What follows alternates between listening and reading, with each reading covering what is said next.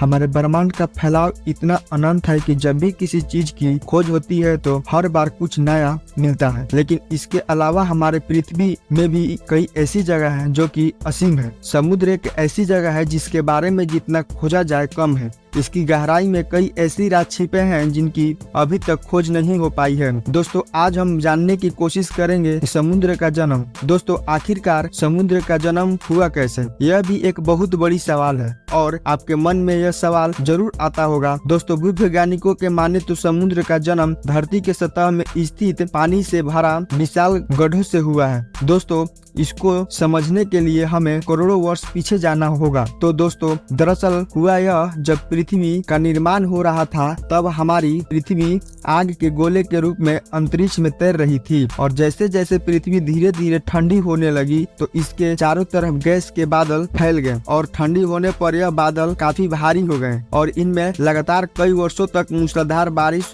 होने लगा। हालांकि पृथ्वी का सतह उस टाइम गर्म हुआ करता था, इसीलिए उस वक्त जो भी पानी बरसा वह फिर भाप में बनकर ऊपर उड़ जाता है। वायुमंडल में बादल बनकर फिर से वापस बरसने लगता था। दोस्तों, लाखों वर्षों तक यह प्रक्रिया चलता रहा। जब पृथ्वी पूरी तरह से ठंडी हो गई तब इसमें पड़ने वाली पानी उबल नहीं पाता था, लेकिन बारिश होने का यह सिलसिला जारी रहा। दोस्तों, पृथ्वी के निचले हिस्से से यह पानी भर चुका था। पानी से भरी धरती की सतह का यह विशाल गड्ढा बाद में समुद्र कहलाया। आज भी हमारी धरती की सतह पर कई महासागर मौजूद है। हमारी पृथ्वी में लगभग 71% हिस्सा पानी से ढका हुआ है और महासागर की अगर बात करें तो उनमें पृथ्वी की सारी पानी का लगभग 96.5% हिस्सा है। यानी पृथ्वी का लगभग 76,70,14,000 वर्ग किलोमीटर क्षेत्र में यह पूरा समुद्र फैला हुआ है।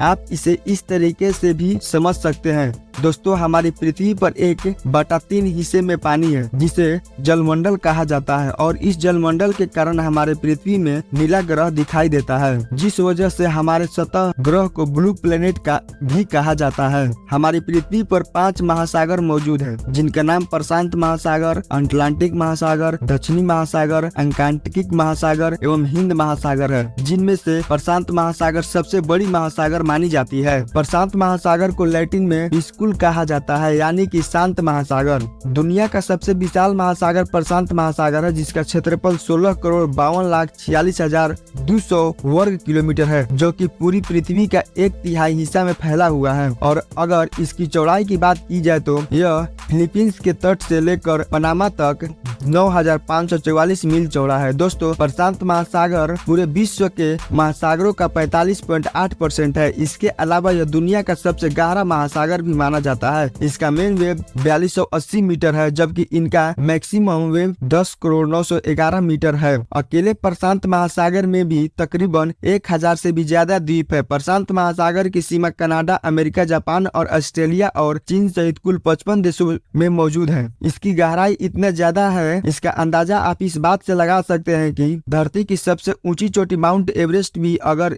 इस महासागर में समा जाए तो यह तकरीबन 1 मील तक पानी में डूबा रहेगा। दोस्तों, इस सागर का सबसे गहरा स्थान मरीना ट्रेंच है, जो कि प्रशांत महासागर का सबसे गहरा गर्त माना जाता है। इसकी गहराई 11,34 मीटर मापी गई है, वह भी केवल एक ही बार मापी गई है। इसके बाद आज तक दोहराने की कोशिश नहीं की गई है। इस समुद्र की